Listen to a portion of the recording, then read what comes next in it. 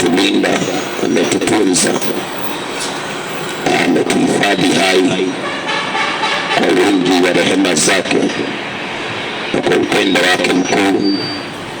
Bado tunaishi, tuna kila sababu za kumshukuru Mungu, kumtukuza, kumwamini, kumtumaini na pia kumtumikia, kwa maana ndiye mwenye uwezo na ndiye mwenye nguvu. Imempendeza kwamba siku ya leo tuweze kupata nafasi ya kutana masaa kama haya kwa ajili ya kushiriki neno lake Bwana. Kwa hivyo mahala pote ulipo, na kukaribisha katika jina la Yesu Kristo. Naomba unipe muda wako tu mchache tuweze kushiriki neno la Mungu pamoja, na itakuwa ni baraka katika jina la Yesu Kristo. Nikukumbusha tu ya kwamba Mungu aliyekutunza na kukulinda mpaka masaa haya anakupenda sana. Mawazo anayokuwazia ni mawazo mema. Mipango ambayo Mungu ako nayo juu ya maisha yako, mipango mema sana. Ndiyo maana uko hai siku ya leo. Una sababu za kumtumaini Bwana na zaidi pia kumtumikia, kwa maana ndiye mwenye uwezo wote. Nami nakuletea neno la Mungu ambalo kwa hilo tunaweza kutambua yale yanayofaa ili tuweze kuyashika, na yale yasiyofaa ili tuweze kuyaepuka, ndipo tuweze kuona msaada wa Mungu katika maisha yetu. Kwa hivyo nakaribisha msikilizaji mpendwa katika jina la Yesu Kristo. Ningependa tuweze kumshukuru Bwana kwa njia ya maombi kwa sababu ya pumzi ya uhai na nguvu za mwili ambazo tuko nazo. Tunapojikabili mbele za Bwana ili aendelee kutulinda, atuepushe na yale mabaya, na atukirimie neema ya kuona yale mema ambayo amekusudia kwa ajili ya maisha yetu. Napoomba na wewe pia unaweza kuunganika pamoja nami kwa maombi, ukampa Bwana hitaji lako mahala ulipo. Mungu anaweza kukurehemu, kukusikiliza na kukutendea, nawe ukashuhudia wema wake Bwana. Zaburi 106 mstari wake ni wa 4 hadi wa 5. Alafu tutakuwa tunaomba katika jina la Yesu Kristo. Zaburi 106 mstari wa 4 na wa 5. Ee Bwana, unikumbuke mimi kwa kibali ulicho nacho kwa watu wako. Unijie kwa wokovu wako, ili niuone wema wa wateule wako, nipate kuifurahia furaha ya taifa lako na kujisifu pamoja na watu wako. Tuombe. Baba, katika jina la Yesu Kristo, Mungu usiye milele, asante kwa wema wako na fadhili zako. Asante Bwana kwa upendo wako na wingi wa rehema zako. Unastahili, unatosha na unaweza Bwana. Kando na wewe hapana mwingine. Asante kulinda maeneo haya. Asante kulinda kazi na wafanyikazi. Asante kulinda wasikilizaji wetu Bwana. Asante kwa amani na utulivu masana wakati huu. Pokea sifa na utukufu, kwa maana unatuwazia mema, na mipango iliyo nayo maisha yetu Bwana ni mipango mema. Tunasema ni asante, uinuliwe na utukuzwe, uabudiwe na uheshimiwe, kwa maana hakuna kama wewe. Yesu Kristo ndipo tunashuka kwa zidi kuinuliwa, tukikinia kwamba sisi ni bure bila wewe. Hatuwezi lolote wala chochote Bwana. Tunakutegemea Mungu usiye milele. Tunajisalimisha mikononi mwako Bwana masana wakati huu, tukiomba Bwana ukazidi kutuongoza na kutulinda, utuepushe na mikasa na mikosi Bwana. Ukazidi kutangulia mbele yetu Jehova, ukasawazisha kila bonde na kuangusha kila mlima, kwa maana mamlaka na nguvu zina wewe Bwana. Yesu Kristo, katufungulia mlango wa kuona baraka zako katika siku ya leo. Mipango ya shetani Bwana ukapangue, ya waganga na wachawi na washirikina Bwana ukatutenge nayo. Chochote ambacho haujatupangia siku ya leo, tunakemea kikapate kushindwa katika jina la Yesu Kristo. Bwana Yesu, mpango wako mwema pekee ukatumia maishani mwetu, na sifa zote zitakurudia Bwana. Asante kwa maana unaweza Jehova. Tunaungama dhambi zetu na makosa yetu mbele zako. Utusamehe Bwana na uturehemu, utakase na pia kutubadilisha. Ndani yetu kaondoe nia ya kuasi na tukurimia ile nia ya kutenda mapenzi yako, katika jina la Yesu Kristo. Tamalaki Bwana na ukatende, ukifungua njia kwa maana unaweza Bwana. Mahali hapa napaweka wakfu mbele zako Bwana, wewe ndiye uonaye tusiyoona na kujua tusiyojua. Bwana Yesu, kalinde maeneo haya, kazidi kuweka amani na utulivu, kizidi Bwana kupangua chochote kibaya na kuleta baraka zako maeneo haya. Kila shughuli iliyo mahali hapa Bwana kwa ajili ya kutafuta riziki, Bwana Yesu, kaonekane na ukaangaze utukufu wako, na sifa zote zitakurudia Bwana. Kile ambacho sio chako tunakataa kipate kushindwa katika jina la Yesu. Thibitisha mapenzi yako mahali hapa na sifa zote zitakurudia Bwana. Asante kwa maana umetenda na utazidi kutenda. Wewe ndiye Mungu wa kweli na Mungu wa pekee. Tunakwenda kusikia neno lako Bwana Yesu, tumekirimia kunena yapasayo na yastahilia kwa ajili ya siku ya leo. Atakayesikiliza neno lako Bwana, tunaomba likambadilishe, likamfanya kuwa mwana katika ufalme. Kizuizi cha injili Yesu ondoa, pingamizi Bwana ukaondoa, kila roho ya kishetani ya kuzuia injili inaikemea kapate kushindwa katika jina la Yesu Kristo. Bwana, neno lako likapate makao, likakomboe, likaokoe na likabadilishe, na sifa zote zitakurudia Bwana. Tunapoendelea, mkono wako hodari ukaunyoshe, mapenzi yako yakazidi kutimia mahali hapa Bwana, na sifa zitakurudia. Damu yako itufunike na ikanene mema. Mungu wa Abrahamu, Isaka na Yakobo, kama vile uishivyo, mapenzi yako pekee yatumie sasa na hata milele, katika jina la Baba, la Mwana na Roho Mtakatifu, katika jina la Yesu Kristo tunaomba na hata kuamini. Amen. Amen. Hallelujah. Thank you Jesus. Kama una uwezo mpigie Bwana Yesu makofi mara ulipo. Kama una uwezo mpigie Yesu makofi mara ulipo. Hallelujah. God bless you sana. Mungu akutunze na kulinde, ili kibali cha kuona yale mema aliyokusudia kwa ajili ya siku ya leo, na kuepusha na yale mabaya. Ishikiwa tunazingatia kutenda yale ambayo yanampendeza Bwana. Kijua hili ni baya, usitende. Niepuke, ili ya kwamba uweze kuona msaada wa Mungu katika maisha yako. Mtu ambaye anafanya mabaya akijua ni mabaya, ni ishara tosha kwamba amemdharau Mungu wake. Na kila anayemdharau Mungu basi hawezi kufanikiwa. Kila anayemdharau Mungu hawezi kuinuliwa, hawezi kuona ushindi. Mwisho wake ni jehanamu ya moto. Usikubali kuwa miongoni mwao ambao wanamdharau Mungu. Yale ambao unajua hayafai, ni vizuri kuyaepuka na kuyawacha na kuyashika yale ambayo yanayofaa mbele zake Bwana. Wala usipendeze watu, lakini mpendeze sana Mungu, kwa maana Mungu ndiye mwenye nguvu na ndiye mwenye uwezo. Wanadamu wanaweza kufurahikia leo, lakini kesho wanaweza kuruka. Wanadamu wanaweza kusifu leo, lakini kesho wanaweza geuka wakasema hata hawakujui. Kwa hiyo usimpendeze mtu, mpendeze Mungu sana kuliko watu. Watu wafuate baada ya Mungu, Mungu watangulie watu baadaye. Hapo ndipo maisha yako yataonekana kwenye utukufu na sifa na pia heshima. Zaidi ya yote, Yesu ndiye njia, kweli na uzima. Kama unanisikiliza siku ya leo na ambaye bado hujaokoka, na kusihi kwa jina la Yesu Kristo mkubali Yesu awe Bwana na Mwokozi wako. Nje ya Yesu hakuna mema, mema yako ndani ya Kristo Yesu. Na kusihi kwa huruma zake Bwana mkubali Yesu awe Bwana na Mwokozi wako. Ndiyo mwanzo wa ushindi.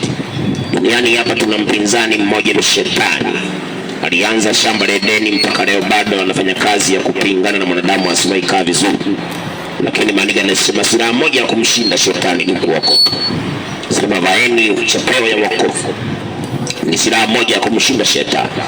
Kwa hivyo wewe ukikataa kuokoka, ujue kwamba Shetani huwezi kumshinda. Ukikataa wokovu, Shetani hauwezi kumshinda. Tunamshinda tukiwa tumekubali Yesu Kristo kuwa Bwana na Mwokozi.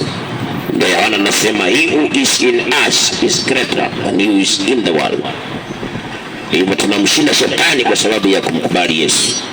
Akiingia ndani yetu sasa tunapata ushindi. Kwa hivyo kimkataa Yesu, sijui nani atakusaidia kumshinda shetani. Kimkataa Yesu, sijui utamshindaje shetani. Na yuko duniani, maana nasema ole wa dunia, kwa sababu yule mpinzani, yule mshtaki, adui wa mafanikio, adui wa mema, adui wa utukufu ametupa duniani. Tena amekuja na ghadhabu nyingi sana. Amekasirika sana. Hajakasirikia ng'ombe au mbuzi, amekasirika sana kwa sababu ya mwanadamu ambaye aliumbwa kwa mfano wa Mungu. Ana ghadhabu nyingi, na tena maana nasema anajua muda wake ni mchache. Sasa mpendo, kwa nini unakataa wokovu? Kubali Yesu. Ni ndani ya Yesu tu tunashinda. Paulo anasema we are more than conquerors through him that strengthens us. Christ who loves us. Tuna ushindi nje ya Kristo. Kubali Yesu mpendo. Si maneno mengi, ni kusikia tu au unasikia, unaamini, unamkiri Yesu. Unamkiri Yesu na kwa Bwana na Mwokozi wako. Ndio mwanzo wa ushindi, ndio mwanzo wa baraka, ndio mwanzo wa mema, ndio mwanzo wa kuona utukufu wa Bwana. Ni masikio na asikiayo. Kwa sababu ya muda wangu nikurudisha katika somo letu. Kwa nini watu wanateseka? Mateso chanzo chake au yanachangiwa na nini? Ndio somo ambalo nazidi kuletea napolisikiliza. Madhumuni makubwa ni sisi tuweze kutubu na kumrudia Bwana. The main aim of the gospel is that we repent and return back to the Lord.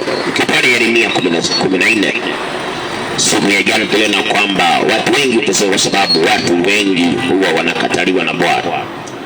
Na kile kinafanyanga watu wanakataliwa na Bwana kwa sababu watu huwa hawajizuii na dhambi. Mungu anapomnyamazia mwanadamu huwa anajiendeleza katika uovu. Anakosa kujizuia. Kwa sababu ya kukosa kujizuia, basi Mungu hufika mahali akamkataa mwanadamu na akaanza kumpatiliza kwa ule uovu ambao Mungu alimvumilia kwao, lakini hakubadilika. Mungu anaanza kumlipa mtu kwa sababu ya ile dhambi aliyoitenda, na Mungu akanyamaza na mtu alikataa kutubu. Sasa hilo ndilo linaleta mateso. Na tukaona kama mtu akifika hali kama hiyo ya kwamba dhambi yake imeleta shida, Mungu ameamua kumlipiza kwa matendo yake mabaya, basi hapo hakuna msaada tena. Mungu akasema hata mtu akiombewa maombi yale hawezi kufika mahali. Hata mtu akafunga, Mungu atasikia. Hata mtu akatoa dhabihu, ile dhabihu Mungu hata ikubali. Lakini mtu yule, kwa maana alikataa kujizuia na dhambi, alipewa nafasi na alikataa kubadilika. Sasa Mungu anasema mtu kama huyo atamwangamiza kwa upanga, kwa njaa na kwa tauni. Wakati mtu anaendelea kufanya maovu, analisikia neno la Bwana analipuuza, anasikia mwito wa wokovu anaupuuza, Mungu anamsaidia na yeye anakataa kubadilika. Sasa huwa anafika mahali anaishi maisha ya punishment. Anakuwa under the punishment of God. Wengine wanakuwa chini ya upanga, wengine chini ya magonjwa yasiyopona, wengine wanakuwa chini ya mahitaji mpaka kufa kwao. Angalia sana uishivyo mpendwa. Angalia sana uishivyo. Ukiona unafanya mambo na Mungu ananyamaza, haimaanishi uko sawa. Ndio kukuhurumia na kuhurumia na anataka utubu. Ukiona unakosea na upati madhara ya makosa yako, usijipige kifua na kusema nimeweza. Ni huruma za Bwana. Na huruma zake si kwamba tujitie nguvu na kuendelea kufanya mabaya. Huruma zake ni kwamba sisi tuweze kutubu na kubadilika, ili kwamba tusiwe miongoni mwa wale wataandikiwa upanga, tauni na njaa, lakini tuwe miongoni mwa wale ambao watapata rehema za Bwana, watakubalika mbele za Mungu na wapate msaada wake, mwisho wake uzima wa milele. Kwa hivyo angalia sana mtu wa Mungu unavyoishi, unavyoenenda, uangalie sana. Wako watu leo wanapuuza wokovu, lakini watafika mahali they will even fast, but the God will never hear them. They will even give a lot of money to a preacher kwamba waombee, na pastor ataomba sana, lakini Mungu atasikia. kwa sababu ni watu walikuwa na muda mzuri sana wa kubadilika. Walikuwa na nafasi ya kugeuka, lakini hawakubali kugeuka. Walikuwa na nafasi ya kuacha mabaya, lakini hawakubali kuacha mabaya. Sasa ijapokuwa wataombewa, lakini Mungu atakataa. Unapoishi mpendwa, punguza spidi ya kufanya maovu, na wala usifuatane na watu. Na pia kama umefungwa na dhambi, kuwa na ile kiu ya kubadilika. Chukia kila kitendo, usionekane ukiwa unafurahia udhalimu, usionekane ukiwa unafurahia uovu. Ni vizuri kuchukia kila kitendo, kuchukia ile tabia isiyofaa. Hata Mungu mwenyewe akasema katika Amosi 5, Mungu akawa anapea watu mashauri.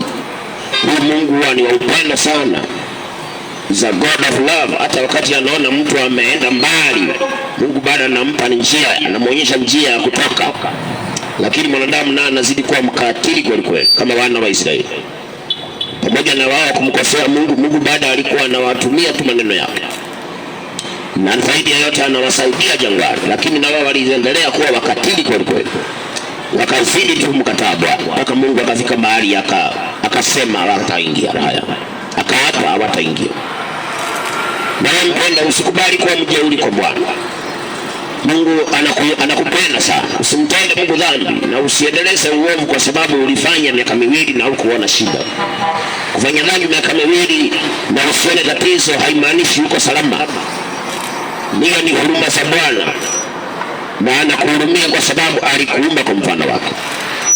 Anakuhurumia kwa sababu hapendi mtu aliyemuumba kwa mfano wake aangamie. Nikusemea kwanza mambo ya kitabu cha Mhubiri, usikilize. Unaweza kusema nimefanya miaka mingi, hii mambo nimefanya miaka mingi, kuna shida. Kufanya miaka mingi dhambi haimaanishi sasa uko salama, haimaanishi uko salama. Mhubiri 8, sikiliza maneno haya. Mhubiri 8:12.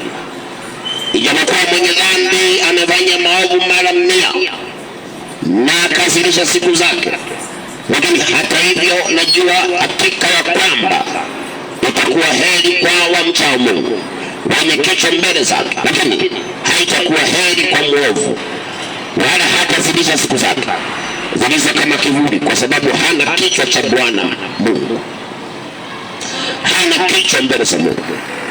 Kumbe wakati tunafanya mabaya na tunaendelea kuishi, na Mungu anazidi kutupa nafasi ya kuishi, ni kwa sababu anataka we develop the fear of God. Na ndio maana pamoja na kufanya mabaya, Mungu atainua wahubiri kwa kukuletea neno. Unaweza kuamka asubuhi ukapata redio imefunguliwa, unasikia neno. Hata kama si yako ya jirani, unasikia injili. Ama unaabiri gari, unasikia wameweka neno la Mungu. Ama mhubiri ameingia kwenye gari. Unatembea sokoni kama hivi sasa leo, unasikia neno la Mungu linahubiriwa. Hiyo yote ni Mungu anataka kuumbike hofu ya Mungu ndani yako. The fear of the Lord. Because the fear of the Lord is the beginning of wisdom.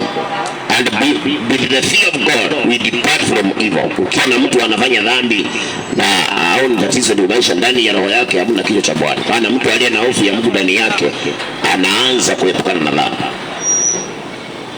Na Mungu huwa anatuachilia si kwa sababu tumefanya vyema, kwa sababu anataka tufike mahali we develop the fear of the Lord.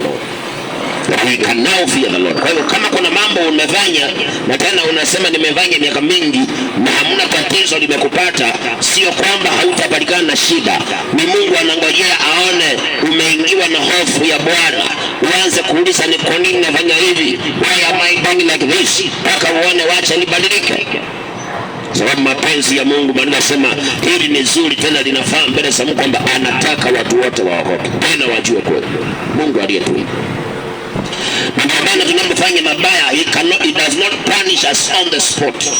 He gives us a period of change, a period of repentance. Lakini kwa sababu ya ignorance tunakosa kutubu, tunangojea mabaya yakiinuka ndio tunamtaka Mungu. Lakini Mungu anasema wakati mtu amependa kutangatanga, hakuzuia miguu yake. Hata kama alipewa nafasi, hata kama alipewa muda, lakini hakuzuia miguu yake, basi akipatikana na madhara ya dhambi zake, Mungu anasema hawezi kumsikiliza mtu kama huyo, hawezi kumjibu mtu kama huyo, hawezi kumhurumia mtu kama huyo. Angalia sana uishi ya mtu wa Mungu, usijitie hamnazo kwamba nimefanya miaka mingi. Maandiko yamesema hata mwenye dhambi akifanya dhambi mara 100 tena aongezee siku zingine za kufanya dhambi, maandiko yanasema hakika haitakuwa heri kwake, haitakuwa heri kwake. Ni mateso tu yako mbele, ni vilio viko mbele, ni mahangaiko, mwisho wake ni ziwa na moto wakao wa kiberiti wa milele. Ndio maana alipomtuma Amosi akamwambia Amosi maneno haya. Bwana usaidie mpendo, usikilize na ujichunguze. Kunawezekana kuna kitendo kibaya sana umekizoea na unajipea kifua kusema nimefanya siku nyingi na hakuna tatizo. Haimaanishi uko sawa. Ukiona hamna tatizo, ni Mungu anakupenda sana, anakuvumilia tu, anataka tu ufike mahali you develop the fear of God, angalau sasa uweze kubadilika.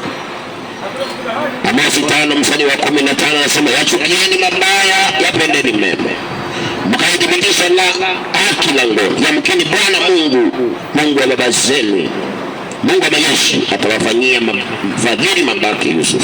Mungu akaambia watu yachukieni mabaya, hata kama dhambi imekufunga, sio chukia basi,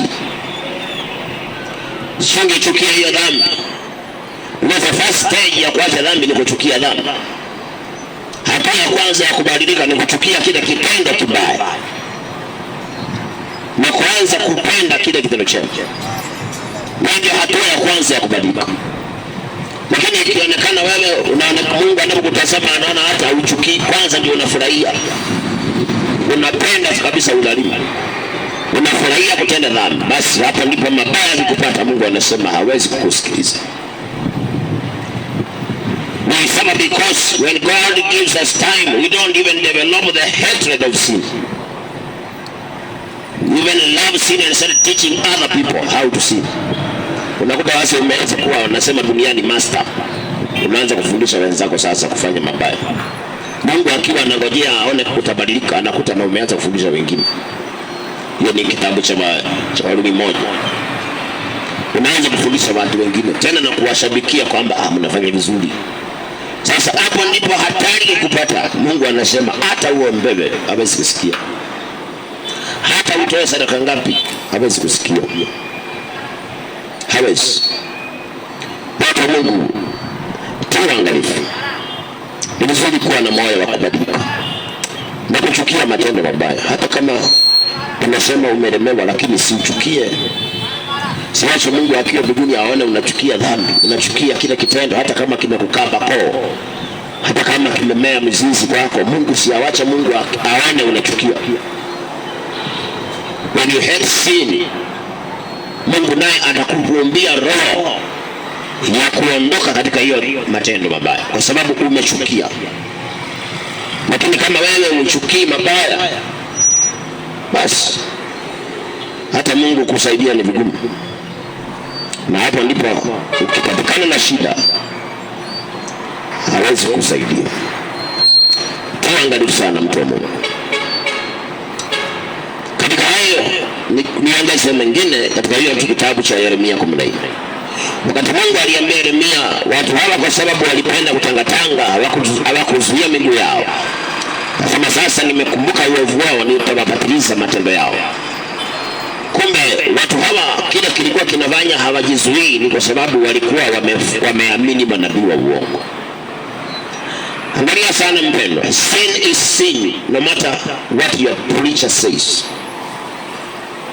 Haijalishi nabii anasemaje, bishop anasemaje, mtume fulani, kiongozi fulani wa dini anasemaje, lakini dhambi ni dhambi na inichukiza kwa Bwana. Sasa watu wengine tunakosa kubadilika kwa sababu tumewaamini sana wahubiri kuliko Mungu. Tumewaamini sana wakuu wa dini kuliko neno la Mungu. Bwana anakuambia mpendwa, never believe any preacher more than the word of God. Usiwahi muamini mhubiri yote kuliko neno la Mungu. Neno la Mungu la kwanza, wahubiri baadaye. kwa sababu wako wengine maandiko yanasema ni kama wanasongesha mipaka. Mungu alisema hili ni kosa, wanakuambia sio kosa. Ilikuwa kosa siku za Paulo, siku zetu si kosa. Ilikuwa kosa siku za Musa, siku zetu sio kosa, ni kipindi cha neema. Wahubiri wanaosongesha mipaka. Sasa watu hawa siku za Yeremia kile kimefanya hawajawahi kujizuia, na kwa sababu they were under false prophets ambao walikuwa wanawapea maneno soothing words, maneno mazuri matamu. Sasa wakapumbazika, ikaonekana they don't change, hawabadiliki, wamebaki vile uovu kama kawaida. No matter how your preacher can publicize sin and justify it, it is still sin before the eyes of God. If the Bible says a sin, it is a sin. No matter how the bishop can say it's not a sin. Watu wengi tunasema pastor wetu wasemangi hivyo, kanisani kwetu wanahubiringi hivyo. Ni kama pastor wako wana mbingu yake, atakupeleka. Ni kama kanisa lenu itakupeleka mbinguni. Hata mbinguni hakuna makanisa. Hautasikia wakisema wale watu wa AIC wapite hapa, wale watu wa Holy Way walipita huku, wale walienda Catholic wapita huku. Hautasikia sikio huku. Maana anasema kila goti litapigwa, hata bishop hamna. Hautasikia wakisema bishop fulani na fulani kuja, reverend wapita huku, maaposto wapita pande hii. Siku ya hukumu alikasema kila goti litapigwa na kila ulimi utakiri. Kila mtu atatoa hesabu ya kila mtu. Hakuna cheo mbinguni. Kila mtu hata kama alijiita nabii mkuu, mighty prophet, holy father, doctor, kama alijipea majina ya aina gani, siku ya hukumu hakuna title. Siku ya hukumu ni mtu na matendo yake. Kila mtu atatoa hesabu yake mwenyewe. Kwa hiyo angalia sana mpendwa. Kama ni kanisani kwenu hawaonyi dhambi, na wewe ukijua dhambi usikose kuacha dhambi, kwa sababu kanisani kwenu hawaonyi dhambi. Siku ya mateso pastor wako hatakusaidia. Siku ya ghadhabu ya Mungu mhubiri wako hautamuona siku hiyo. Nabii wako, kiongozi wa dini, siku ya hukumu hautamuona. Utamtafuta sana, hautamkuta. Ghadhabu ya Mungu ikishuka duniani hautamuona nabii wako, hautamuona mkuu wa dini. Utakuwa peke yako na hesabu yako utaitoa. Sasa wako watu wanajua yes, and they are Christians, wanajua kabisa this is not right, lakini kwa sababu kanisani kwao hawasemi hivyo, anaendelea kufanya dhambi akijua kabisa ni dhambi. Na akamkuta mtu anayemweleza hili ni kosa, anasema pastor wetu wasemangi hivyo. Kanisani kwetu watu hubiri hivyo. Haijalishi kanisani kwenu wanahubiri nini, but what is written for our benefit. When the Bible is open, it doesn't matter what your preacher preaches, but listen to the word of God and believe the word, na ukubali kubadilika kupitia kwa hilo neno. You will be on the safe side. Lakini ukisema pastor wetu wasemangi hivyo, kanisani kwetu wahubiringi hivyo, ni maneno pia Mafarisayo walikuwa nayo. Walisema huyu Yesu anaongea tofauti sana, anaongea na amri. Si kama Mafarisayo, si kama viongozi wetu. Mpaka wakamuuliza Yesu, unahubiri kwa amri ya nani? Sasa badala waamini maneno Yesu anawaambia, wanaanza kuuliza unahubiri kwa amri ya nani? Ni kama siku za leo unasikia bishop wako nani, baba wako wa kiroho nani. Badala ya kusikiliza neno la Mungu uliamini ubadilike, watafuta kujua vitu ambavyo havina misingi hata mbinguni. Misingi mbinguni hamna. Sasa wako watu ambao wanateseka kwa sababu ya hali kama hiyo. Hawa watu wa Yeremia ni watu ambao walifuatana na manabii wa uongo. That is why they never changed. Hawakuwahi zuia miguu yao kutenda mabaya, lakini the period they are suffering, manabii wao hawakuwa na wao. Sasa angalia masaa kuteseka, wamemwendea Yeremia, na ndio maana kuna watu wamebaki kwa dini, lakini ukiharibika wanatafuta kanisa za kiroho wakaombewe, lakini kwa dini hataki kutoka. Ameshika dini, lakini mambo yakiharibika anatafuta mchungaji wa kiroho amuombe. Sasa hawa watu walikuwa wamekubaliana manabii wa uongo, lakini masaa kumeharibika, walimtafuta Yeremia awaombee kwa Mungu. Lakini Mungu alikataa. Hata kama Yeremia alikuwa tayari kuomba, Mungu alikataa. Kama wewe ni mmoja wao na ngoja kuharibika ndio utakuta kanisa ya kiroho, basi wa kiroho ndiye akuombee. Hata akikuombea Mungu hawezi kusikia. Kama unajua mahali ulipo ni hapafai, si utafuta mahali panafaa. Si unangoja mambo yakiharibika unasema unajua kwetu waombeangi mambo kama haya. Unajificha pole pole, unatafuta, unakuwa kama Nikodemo. Alijificha usiku akaenda kutafuta Yesu, lakini Yesu alimwambia you must be born again. Hakuna miujiza bila kuzaliwa mara ya pili. Yesu alimkataza, mwambie lazima kwanza mtu azaliwe mara ya pili. Kama umeelewa dini yako haifai, si uiache sasa, ufuate njia yako. Maana Nikodemo alikuja akimwambia Yesu, mambo haya unafanya hakuna mtu anaweza fanya isipokuwa ametoka mbinguni. Yesu akakata hiyo story. Kamwambia mtu hawezi kuingia ufalme wa Mungu asipozaliwa mara ya pili. Sasa wale mnajifichanga, mnaenda maombezi kwingine, lakini mnashika dini, unafanya kazi bure. Tena kula kwa maombezi unalipa pesa, lakini dini yako umeishika kama chanda na pete. Hata unaelewa ukona kwa dini, lakini uondoki. Wengine wanapenda dini kwa sababu dini haiwaambii makosa yao. Dini ya kuhubiri historia ya Yesu na manabii, lakini habari ya makosa ya wanadamu. Hata kuna makanisa wanasema mtu asihubiri kitabu cha Ufunuo wa Yohana. Kama wewe unakaa kanisa ambalo nasema we should not preach Revelation, that is a devil's church. Nakwambia upepo mchana. Kama kanisa hilo unaenda mhubiri anasema mtu wasihubiri kitabu cha Ufunuo wa Yohana, hilo ni kanisa la shetani. Toka mara moja. Biblia iliandikwa ndio tujue yote. We know everything in the Bible. Lakini wako wahubiri ambao wamesemekana wasihubiri Revelation. Sijui ni kutisha watu. Ni kitabu cha kutisha watu. Hata mtoto ndiye awe na tabia nzuri, lazima wakati mwingine atishatishwe. Kuna masaa mama anachukua kisu, namwambia nitakukata na kisu.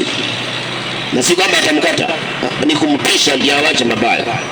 Na kwa sababu mama ameko serious na kisu, mtoto anasikia mama angenikata. Kama alikuwa anaiba mboga anaacha kuiba. Nini kimemsaidia mtoto kubadilika? Ametishwa. Wewe unakataa ati injili ya kutisha si injili nzuri. Preach love. What is love? Upendo bila kutishiwa hakuna upendo. Hata Mungu alimpenda sana Adamu, akamwambia Adamu, ile tunda ukikula unakufa. Hiyo sio kitisho hicho. Kitisho cha hali ya juu. Hakumwambia utagonjeka, alimwambia utakufa. If you eat that food you will die. Hiyo ni kitisho hali ya juu. Sasa wewe ukikuwa makanisa ambao wanasema watu wasitishwe, wasiambie maneno magumu, toka mara moja mpendo. Utakosa kuona baraka za Bwana. Utateseka mpaka jehanamu. Watu hawa wa Yeremia they are suffering na wamekuwa rejected kwa sababu walifuatana na false prophet. Listen this. Verse number 13. Yeremia 14:13. Ndipo nikasema, Bwana Mungu, tazama manabii waambia, hamtauona upanga wala hamtakuwa na njaa, bali nitawapa amani iliyo thabiti mahali hapa. Ni maneno ambayo hata wewe unayajua. Hautateseka tena, hautahangaika tena, usijui nini. Mtu wa Mungu utauza mpaka ukose cha kuuza. Kwani utakuwa mjinga? Uuza mpaka ukose cha kuuza. Kampuni zitakuwa zimefungwa, ndio wewe uuze ukose cha kuuza. Lakini wajinga wanasema amina, ndio, yes. Mwisho wa siku nabii anateka kikapu, anachukua cha kwake, anakuacha na hewa. Unabaki ulipokea hewa, ukampa pastor pesa. I receive na unapokea hewa. nabii unampa za macho, hali yako inabaki hivyo. Ile gari alikwambia unapokea, yeye ndiye amenunua. Ile nyumba alikwambia umepokea, yeye ndiye amejenga.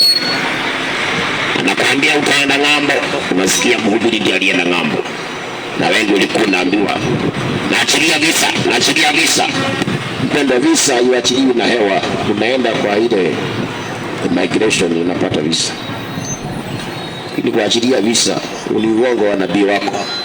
Hao ndio wanafanyanga mnavaa vibaya na Wakristo, kwa sababu there is no time they can warn you. They can never teach you about moral behaviors.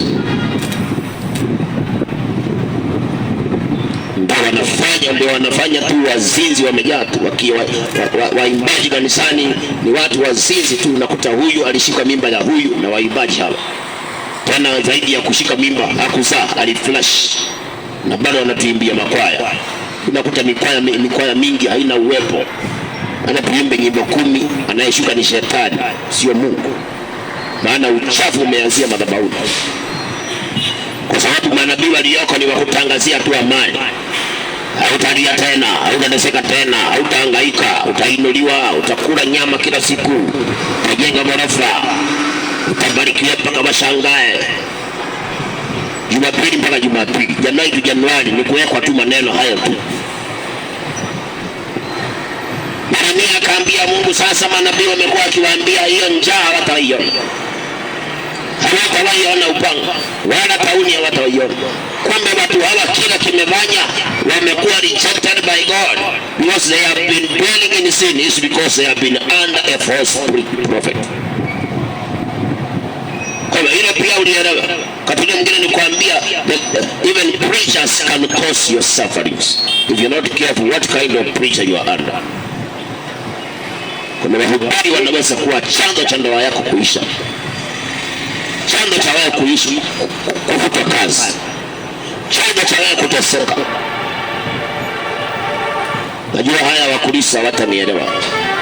Wengine wanasema napotosha watu, lakini mimi naambia watu kweli peupe. Si hapa kumejaa Wakristo na wasiokuwa Wakristo. Mimi nahubiri injili ya watu wote, walio ndani na wasio ndani, waliookoka na wasiookoka. Ni vizuri kuangalia kama pasta wako hakuoni dhambi, kuanzia Januari ni kukutabiria tu mema, ujue ndio maana unateseka, ndio maana utamkosa Mungu. Kwa sababu mahali watu hawatahadharishi, hawaoni, hawatawahi kuwa na tabia njema, hawatawahi kuwa na maadili mema, na kwa sababu hiyo Mungu hatawahi kuwakubali. So Mungu anawakubali watu ambao wamebadilika. They have changed from immorality to moral behaviors through the word of God that was full of teachings, warnings, corrections, and leading. Lakini watu wa leo nasikia wanasema mimi nimepewa neema ya kufundisha, lakini hata mafundisho yenyewe ni ya kuambia sijui kuna madhabahu mengine lazima utoe dhabihu. Sasa haya ni mafundisho. Kuna uchawi ya black, kuna uchawi ya red, kuna uchawi ya witchcraft. Hiyo ni mafundisho yako kitabu gani? Yako kitabu gani hayo? Yuko mnabii alifundisha mambo kama sijui ukiona alama kwa mguu wako, sijui mguu wa left, ukiona alama hii ujue ulirogwa, nahitaji kufunguliwa. Hiyo iko kitabu gani? Kuna wengine tuko na alama kwa sababu tulikuwa tumeiba miwa ya wenyewe, tukaruka sengenge, tukapata na sengenge. Sasa hiyo ni kurogwa, ni kurogwa. Mwingine aliipa nyama ya kwa nyungu ya mama yake, mama akachukua kijiti ya mti akawekelea kwa mguu, kachomeka. Sasa amerogwa. Tukiona uko na alama kwa mguu ya left umerogwa, unahitaji kufunguliwa. Unabiwa uongo tu. False. Ndio inafanya watu wengi they don't change. Hawabadiliki, na kwa sababu ubadiliki Mungu anakukataa. Sasa hawezi kusaidia hata kukiharibika. Ndio maana watu wanafunga na Mungu hawasaidii. Si kwa maana Mungu hawezi kuwasaidia, ni kwa sababu watu wengi wako chini ya manabii na wahubiri ambao wanawaambia tu kila siku amani. Kuanzia Januari mpaka Januari ni kulia tu amani, amani. Hakuna siku ya kukuonya, hakuna siku ya kukutahadharisha, hakuna wakati wa kukemea dhambi yako. Kila siku ni kukuambia tu mazuri mazuri, soothing words. Sasa you settle in sin. Ndio inafanya masaa umekuwa na shida, Mungu hata umuita hawezi sikia. Hawezi. Maana pia watu waliozama katika unabii wa uongo, hiyo roho ikiwatawala, Petro anasema hawa ni watu ambao wanatukana kweli. Wanatukana kweli. Kwa hiyo Mungu hawezi kumsaidia mtu ambaye anatukana ukweli. Yani what is written, you now blaspheme it. You speak ill of what is written. Ukimkuta anayehubiri kweli unaanza kumtukana, unasema ananituingilia, anahubiri anahukumu watu. You are now speaking ill of the truth. Sasa Mungu hawezi kumuona kwa sababu what is written, it was inspired by God. Haijalishi wewe ni nani, kila kiliandikwa ni Mungu alikipeana kiandikwe. Ndio na sisi tuweze kusikia, tuonyeke. Maana nasema yaliyotangulia yaliandikwa ili kutuonya sisi. Kutuonya. Mpendwa, nakurudia tena. Encouragement is good, but encouragement minus warning ni kama tu kuambiwa ukalie naitwa nini? Mtu akwambie moto umezima, sasa wewe kalia tu hiyo ash. Mpendwa, hata kama moto umezima, the ash can still burn you. So encouragement minus warning is like sitting on ash that is still hot. It will still burn you even if there is no fire. Motivational speakers who don't warn you, they are working for the devil. Pamoja na kuwa motivated, you need also to be warned, to be corrected. Ndio uwe mtu ambaye wa Mungu amekamilishwa katika kila tendo jema. Ndio masaa ya matatizo Mungu ataangalia matendo yako. Kuna shida ambazo haziwezi ondolewa na maombi. Najua hili wa mtanielewa, Wakristo watanielewa. Kuna shida mpendwa haziwezi ondolewa na maombi. Nahitaji matendo yako. Matendo yako. Daudi alipokufa, maombi hakumfufua, ni matendo yake yalimfufua. Watu wajana walisema alitushonea hizi nguo. Matendo wakamfufua Tabitha. Hakuna maombi aliombewa. Hawakufunga siku 7 kama wengine vile walifunga siku 7 mtu avuke na kuvuka. Hawakufunga siku 7 Tabitha avuke. No. Yale matendo aliyokuwa ametenda walimshuhudia. Bila maombi Tabitha akavuka, akaishi tena. Kuna mambo mpendo maombi itaondoa, ni matendo yako.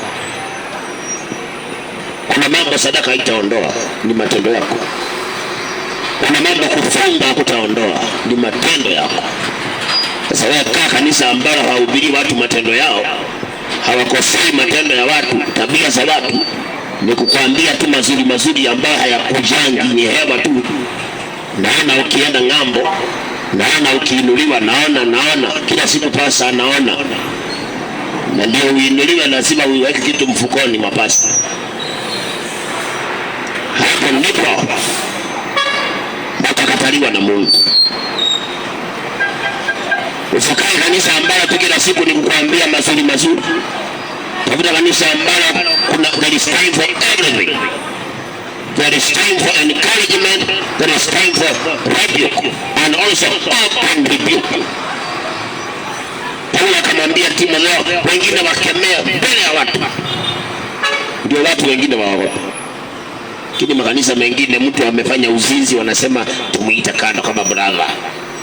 Ni brother yetu, tumuongelesha kama brother. Na mtu amefanya uzinzi, ni brother. Kuna brother hapa. Mtu anafaa kukemewa wazi ndio wengine wasifanye mambo kama. Bwana Yesu asaidie sana. Tufunikie ndugu yetu, tufunikie. Kama kanisani kwenu mtu akikosea anasemekana afunikiwe, that is why you are suffering. You are suffering. must look for a church where a sin is called a sin. No matter who did it, it is rebuked as a sin.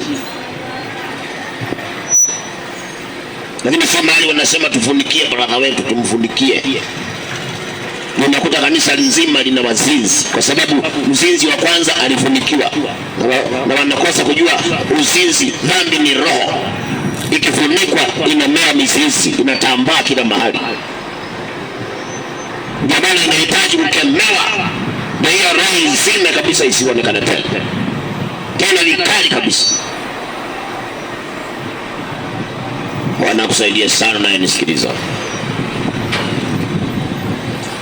Kitafanya unahangaika na Mungu asikusikie ni kwa sababu unakaa chini ya manabii wa uongo. Watu ambao wanakuambia tu mambo mazuri mazuri. Hakuna siku wanakurekebisha. Hakuna siku wanakuonya. Hakuna siku wanakufundisha matendo yanayofaa na yasiyofaa. Mungu akamwambia Ezekieli, hawakuwekea watu wangu tofauti ya vitu vya kutumika kila siku na vitu vitakatifu. They never. Hawakujengea Israeli boma ili ajifiche siku ya taabu. Hawakujenga. Unakuta ndoa za watu wakienda kwa waganga, ndoa tena tunawakulisa wa kanisani, ndoa. Kile kinapeleka watu kwa waganga ndio kinapeleka watu pia kwa kanisa. Hii ni kwa sababu sisi wenyewe hatutaki kwanza mtu anayeonya dhambi, hatumtaki kabisa. Mtu anayetuongeza vikari sisi hatumtaki. Ukiingia kanisa wanaonya dhambi unatoka. Unaenda mpaka ile wanasema wanahubiria watu hakuna. Walisema utaoleka. Walisema utajenga. Walisema utaendelea. Walisema. Na watu walisema pasta waletangi. Ingekuwa anawaleta. Usiende kanisa ambao mhubiri anahubiria watu hakuna. Shosho yako alikufunga, kuka yako alifanya, shangazi yako, jirani yako. Tafuta kanisa ambalo wanakuhubiria wewe uliyeingia, sio watu hakuna. Makanisa mengine wahubiri wanahubiria watu hakuna. Wala mtu amekuja kanisani anatoka hajahubiriwa. Kilichohubiriwa ni watu hakuna. Shosho wako watatu, hata wengine wanahubiria mtu alikufa. Watu wa kwenyu kuna madhabahu, kwenyu kuna hiki. Na wewe mwenyewe Yesu aliyomkuta mwanamke kisimani hakumwambia hata mwanamke alikuwa anaongea habari za kina Yakobo wasiokuwepo. Lakini Yesu aliongelesha mama huyu, alimpa maneno yanamhusu mpaka mama akasema you are a prophet. Wewe ni nabii. Kwa maana alimuongelesha yanayomhusu. Lakini wewe unamuita mtu nabii kwa sababu alikwambia kwenyu kuna mti. Kipale kwa geti naona mti. Kwani kuna watu mmezika mtu mmoja, unamuita nabii huyo. Hata shetani yani mambo anajua. Lakini mwanamke Msamaria alimuita Yesu nabii kwa nini? Kwa sababu alimwambia mambo yanamhusu yeye. Alimhubiria binafsi, hakumhubiria sijui kwenyu kuna kuanga, kwenyu kulikuwa, naona madhabahu, naona sijui vifungo, naona maroho 7 yanakuja. Hizo ni injili fake. Ukikaa kwa injili kama hizo unateseka mpaka jehanamu. Mpaka jehanamu. Unahitaji mahali ukiingia hivi wanakuhubiria kila kinakuhusu wewe. Ukitoka hapo umeherimika. Ukienda unabadilika. Sio kama leo watu wanaenda kanisani mwaka mzima na matusi ni yale yale. Mavazi ni yale yale. Na wameenda kanisani 1 year. That is a baby church. Have you ever seen a vehicle, a car? Ukiingia kwa mahali kuna mechanic na itoke hivyo itaonekana ule mechanic hajui kazi. Sasa unaingiaje kanisani mwaka mzima na kuvani unabaki dunia matamshi ya kidunia matosi yale na unaenda kanisani mwaka mzima? Hilo si kanisa. Ni mahali pa kubalizi tu, kupiga balizi, kupunga upepo Sunday, tupoteze muda tu. Kila gari inayoingia garaji lazima inatoka na utofauti. Tena inatoka imepakwa rangi mpya kwa sababu imeingia mahali pa matengenezo. Kanisa la kweli linakaa kama garage. When you go there, your behavior starts changing. Your dressing code must change. Your speech must change. Your behavior start changing, kwa sababu umeingia mahali kuna mechanic aliyesomea. Lakini ukiingia mahali hakuna mechanic, naingiza gari garage, kama lilikuwa linabebwa tena linatoka linabebwa. Bwana Yesu msaidia sana msikilizaji mpendwa. Maneno haya si yaneni kwa ubaya, nakupa elimu ya neno la Bwana kama lilivyoandikwa. Usipende sana wachungaji ambao wanakuambianga hamtaona, hautaona. Tafuta mhubiri pia anageuka, anakuambia utakufa kwa dhambi. Yeye sio mtu ambaye kila siku tu hamtateseka, hamtahangaika. Tafuta mtu anakuambia kuna kuteseka, mtu akikataa Mungu. Kuna kuteseka tena kufa mapema, mtu akiwa kanisani na anafanya dhambi. Watoto wawili walikuwa kanisani tena wanavyeo na wanafanya dhambi. They died premature. Judas alikuwa mweka hazina na ni mkora, alikufa tena alijinyonga. Sasa wako ameshawahi kuhubiri injili kama hiyo?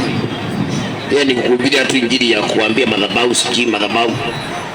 Lakini the reality of the gospel he can't teach you. That is why you suffer.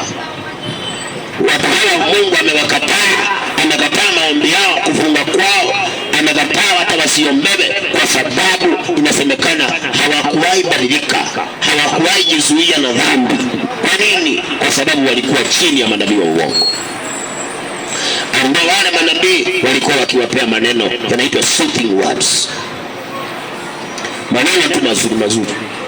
Hawakuwahi waona.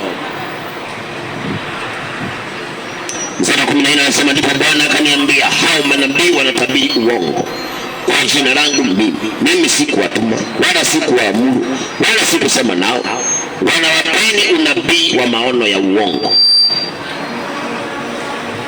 na uongozi na neno na ubatili na hadaa ya mioyo yao. Kwa mwangalifu sana mtoto. Any prophet that does not warn you anakuhadaa, anakupea ubatili. Na ndio maana ukitaka kujua ni ubatili, Jumapili iliyopita ilikuwa ni ibada ya kukomboa mchanga wa kweli.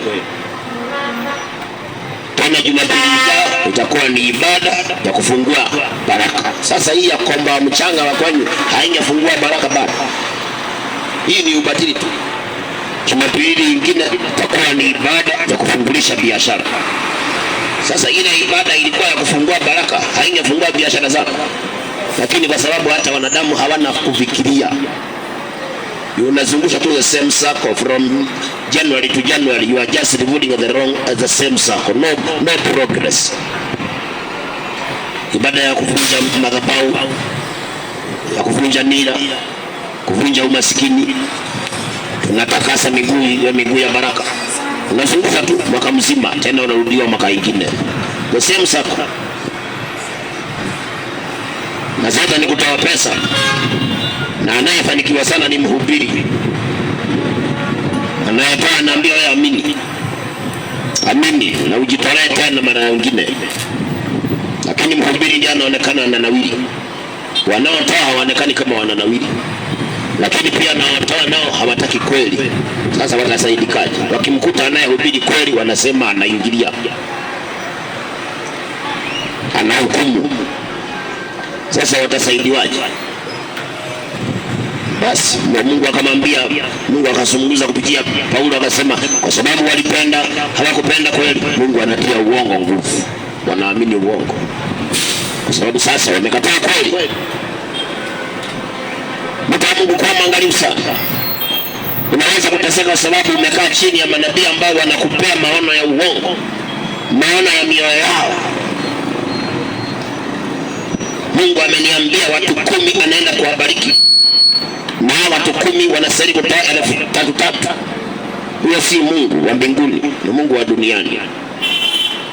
Biblia nzima Mungu wa mbinguni hakuna siku alisema watu watoe pesa fulani ndio wabarikiwe. Kama ni kubarikiwa alisema watu wamtii, they obey. Lakini Mungu anasema watu 5 watoe 1,000 fulani, watajenga, watafunguliwa biashara. Huyo ni Mungu tumbo. That God is the belly, not the real God. Mungu anasema wanatoa maono ya mioyo yao wenyewe, hayakutokana kwa Mungu,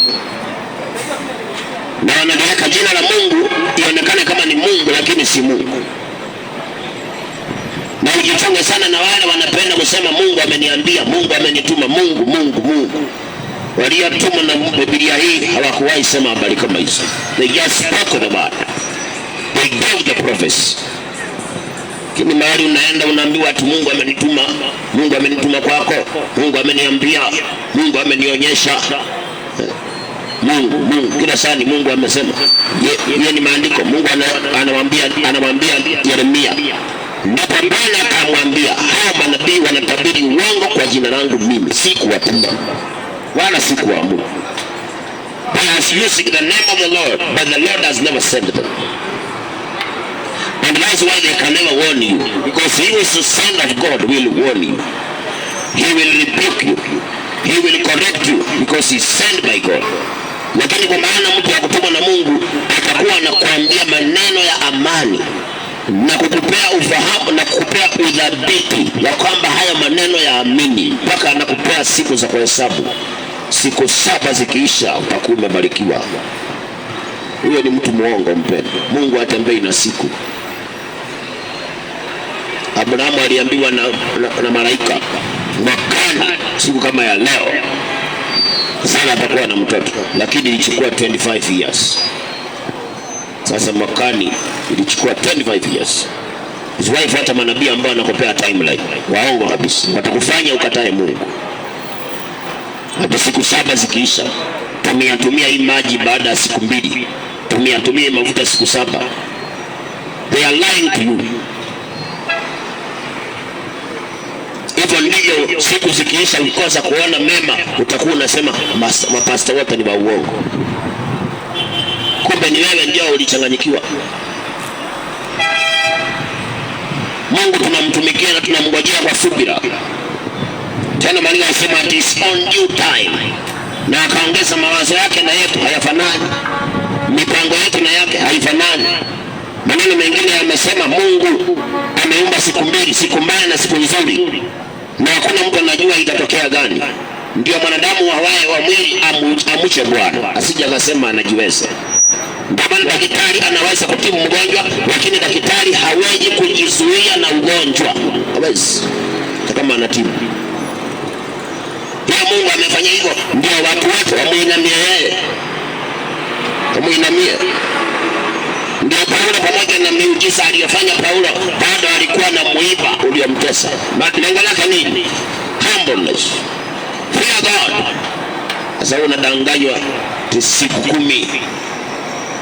Ukitoa sadaka ya 3,000 baada ya siku 10 Mungu atakuwa amekukomboa.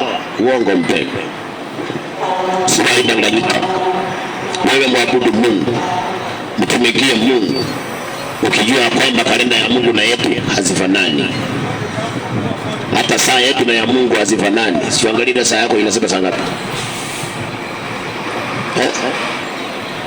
Hata wewe ukitumia akili timamu saa 8 ishaikuwa 14. Shule gani ulisoma?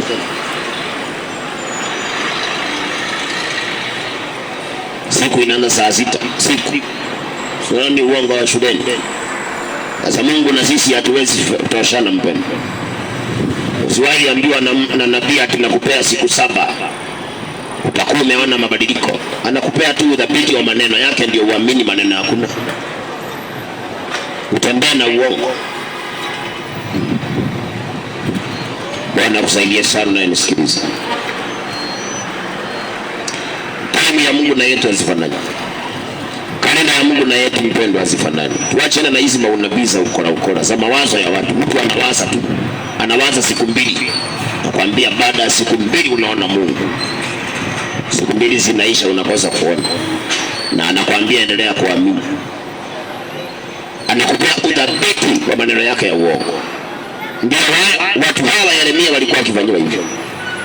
Lakini kumbe Mungu anasema ule unabii ulikuwa ni unabii wa mioyo yao wenyewe. Ni hadaa. Wanawahadaa watu. Tena wanafanya uaguzi wa uongo. 15 anasema basi kwa hiyo Bwana asema hivi, kwa habari za manabii wanaotabiri kwa jina langu, wala mimi sikuwatuma, lakini usema upanga na njaa havitaingia katika nchi hii. Kwa upanga na kwa njaa manabii hao wataangamizwa, na watu hao waliopewa unabii wa sikiliza mstari huu, wewe mwangalifu sana mpendwa. Usiseme ati mimi naendanga tu ya kanisa lakini sifanyani kama wao. Wakorintho 2:6 nasema toka katikati yao. Toka katikati yao. Sasa wako watu nasema mimi naendanga tu hapo lakini sifanyani kama wao. Sikiliza vile Mungu anasema hapo. Hiyo ni Yeremia 14:16. Na watu hao waliopewa unabii na wao watatupwa nje katika njia kuu za Yerusalemu kwa sababu ya upanga na njaa. Wala hawatakuwa na mtu wa kuwazika, wana wake zao na wana wao na binti zao, maana nitamwaga uovu wao wenyewe juu yao. Nawe utawaambia neno hili, macho yangu na yatiririke machozi usiku na mchana, wala yasikome, kwa maana bikira binti ya watu wangu amevunjika mavunjiko makuu, na jeraha lisiloponyeka. Nikitoka kwenda shambani, tazama wako huko waliouawa kwa upanga, na nikiingia mjini, tazama wamo humo wanaougua kwa sababu ya njaa. Nikiingia mjini, tazama wamo humo wanaougua kwa sababu ya njaa. Maana nabii na kuhani wote wawili huenda huku na huku katika nchi, wala hawana maarifa. Ukikaa chini ya manabii wa uongo, Mungu anasema kwa sababu ya dhambi zako mwenyewe hautahurumiwa. Hakuna mtu Mungu atamhurumia kwa sababu ati nabii alimdanganya. Neno la Mungu ameliweka kila mahali, hata kwa simu yako na Biblia. Sokoni kuna uza wa Biblia. Kwa nini uje nunua yako soko? Na zaidi ya kuuza Biblia, injili inahubiriwa kila mahali. Hakuna mtu ambaye anasema hajawahi sikia ukweli. Mungu lazima anasababishanga kila mtu asikie ukweli. Lazima. Hata kama unaenda kanisa la uongo, Mungu lazima atasababisha siku moja upite mahali usikie injili utakao kuonyesha mahali unaenda si pa ukweli. God must make sure that the gospel is preached the whole world before the end comes. The gospel.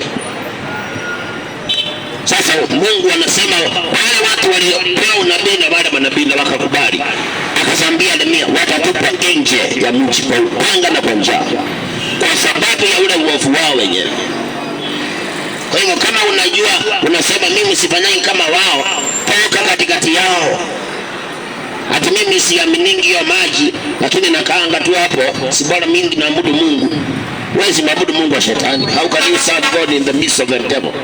Impossible. Babeli waliambia watoke Babeli. Usikokaa Babeli. Sasa ukisema mimi siaminingi hiyo mafuta lakini mimi naabudu Mungu wangu, hapo tu uongo wako. Seek for a true church. If you don't believe what they are doing, come out. But if you are there, you are participating in what they are doing. Ndio Mungu anambia Yeremia wale walipewa unabii wa uongo na hao manabii, basi watatupwa nje na kwa upanga. Wataangamia kwa sababu ya uovu wao wenyewe. Bwana akusaidie sana. Do you know even believing a lie is a sin? Kuamini uongo ni dhambi. Waongo wote na wale wana practice na wale wanaamini uongo wote wanaelekea jehanamu.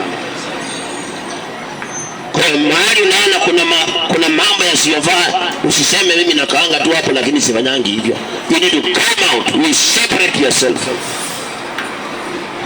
Ndio sasa utakuwa mwana wa Mungu. Sometimes tunateseka kwa sababu we know the truth but we are sitting under falsehood. Kwa kusema hili ni kanisa la familia. Familia yako haitakupeleka mahali. Kuna mahali hata mzazi akifika anasema nimeachia Mungu. Anasema hii kanisa ni ya familia. Mwanamke Msamaria alisema hivyo, lakini ni Yesu alimkataza. Na mama alikubali kuachana na kanisa la familia. Alisema Yakobo baba yetu alikunywa hapa, tena ng'ombe zake zimekunywa hapa. Sisi ni wa dini hii. Lakini Yesu alimwambia the time is coming.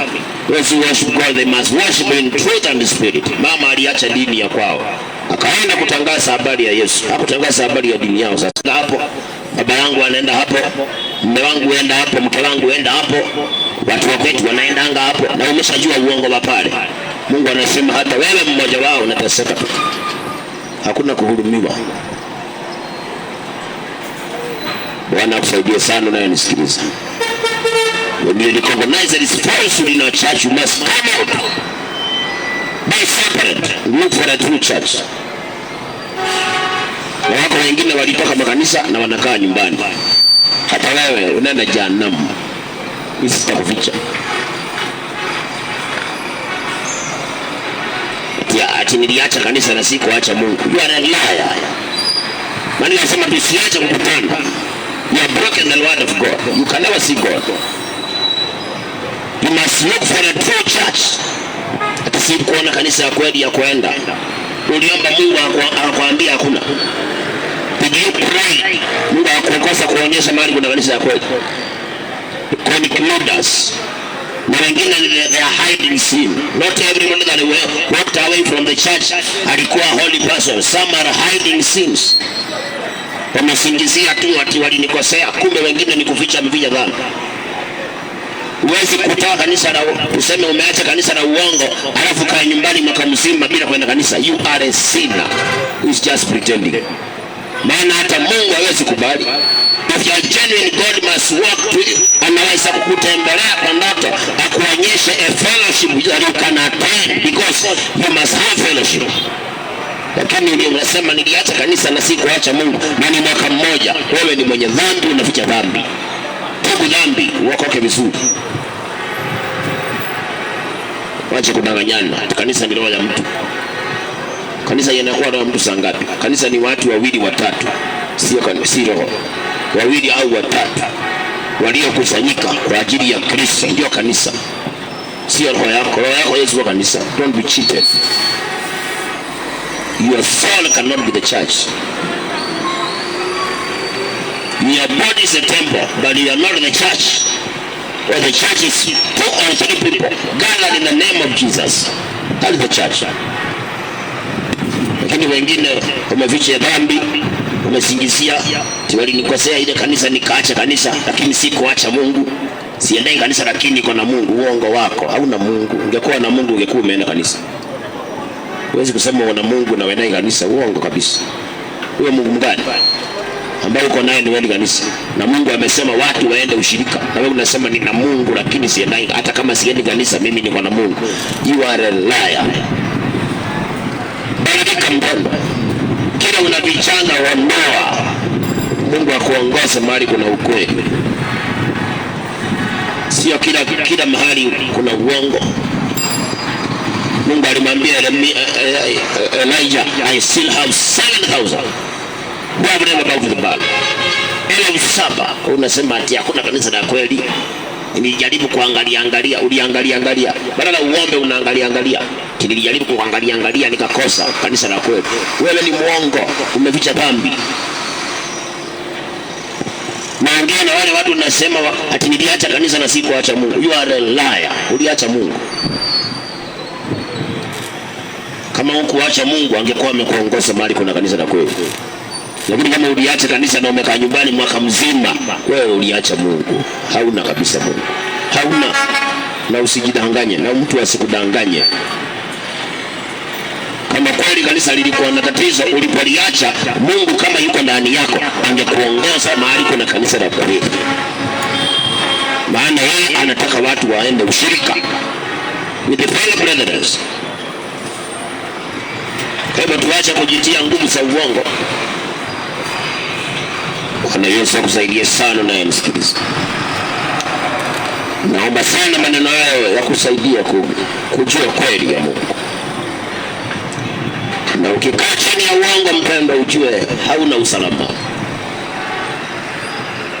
Uongo zingine zimeonyeshwa mpaka kwa mtandao, kwa televisheni, lakini wajinga tu wanaendelea tu kuenda tu. Wangesema mimi, kila mtu na roho yake.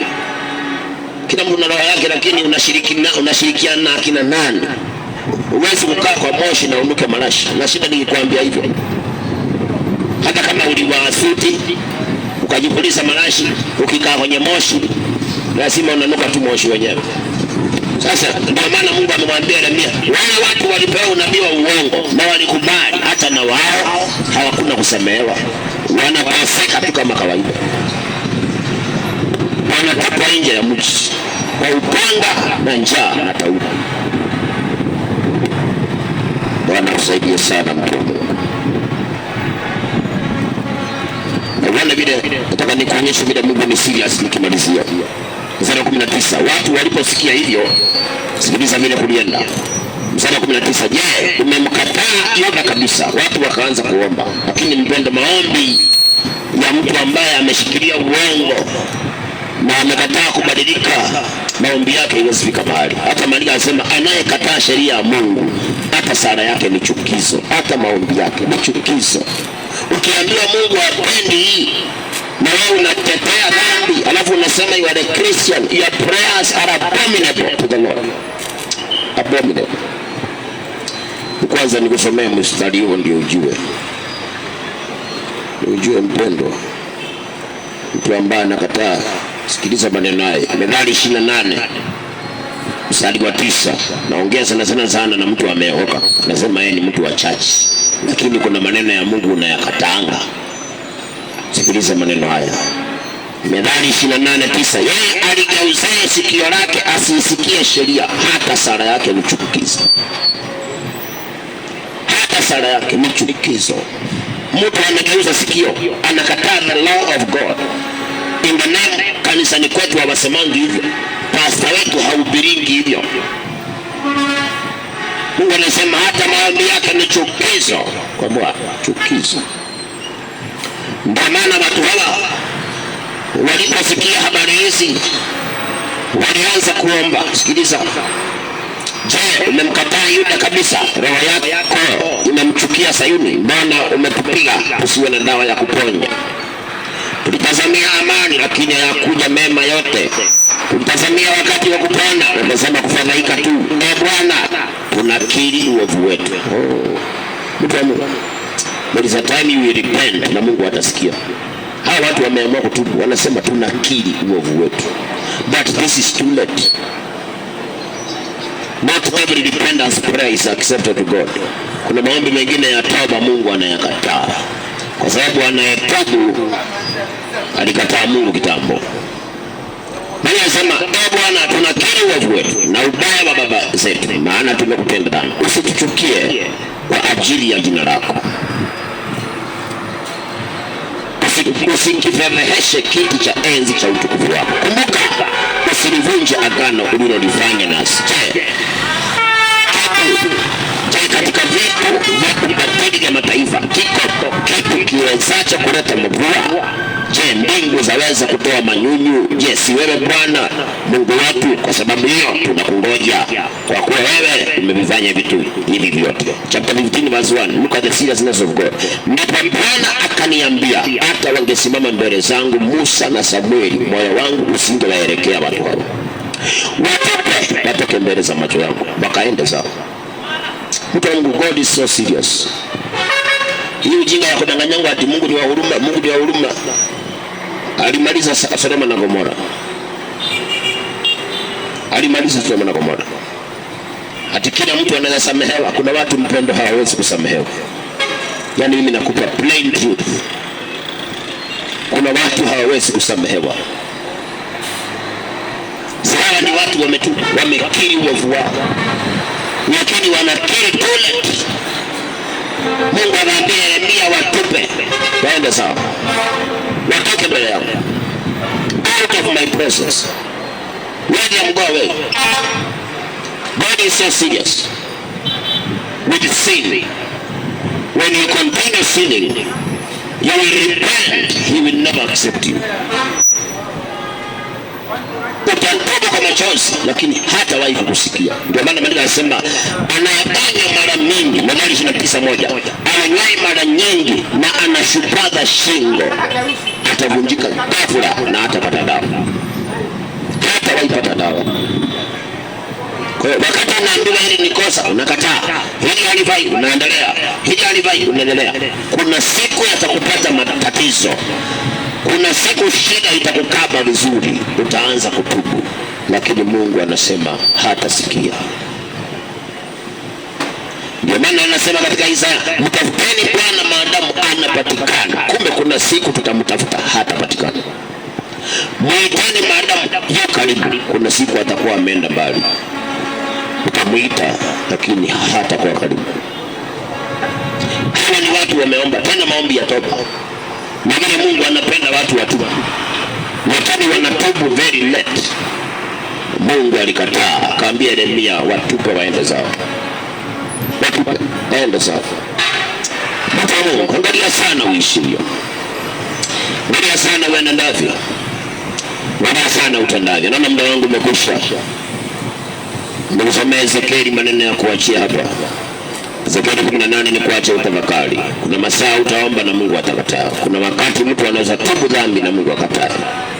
Kama mtu ametangatanga sana, amekataa kufuia miguu yake, amependa kudanganywa, ameamini uongo, hata akipewa ukweli anakataa, siku ya shida ikimpata, hata akitubu Mungu anakataa toba yake. God is very serious. Watu wa Mungu, acha dhambi. Acha dhambi, hata kama kanisani kwenye wasemi ni dhambi. Wewe ukijua ni dhambi, wacha. Usiangalie kanisani unaenda, usiangalie kiongozi wako wa dini, usiangalie mchungaji wako.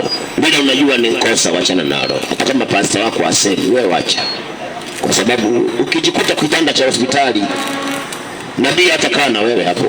Hata kama atakutembelea, atakuacha, utabaki na Mungu wako, na Mungu naye atakuwa na rekodi yako. Yeremia 18:1. Ezekiel 18 verse number 1. Na kuacha maneno haya. Ezekiel 18:1. Kaparani mbali nanyi makosa yenu, wote mlio na kosa, jifanyieni moyo mpya na roho mpya, maana mnataka kufa, enyi nyumba ya Israeli. Ndio maneno ya kuachia mpya. Tupilia mbali yale makosa ambayo umeyakosa. Jifanyieni roho mpya na moyo mpya. Usijikute mahali ambapo hawa watu walijikuta wakatubu dhambi, lakini Mungu alisema watupwe waondoke. Wakalilia Mungu na wakamwambia Mungu, you are the Lord, wewe ndiye Mungu na ni wewe unaweza kutusaidia, lakini Mungu alikataa, akasema watupwe. Mbona kabla Mungu akutupe, tupa dhambi yako, tupa ulevi, tupa uzinzi, tupa mipango ya kanda, tupa hiyo bangi, mihadarati, mpendo, tupa. Ndawa ya maiti unakula wewe, unafanyiwa nini? Ndawa ya wazimu wewe unameza.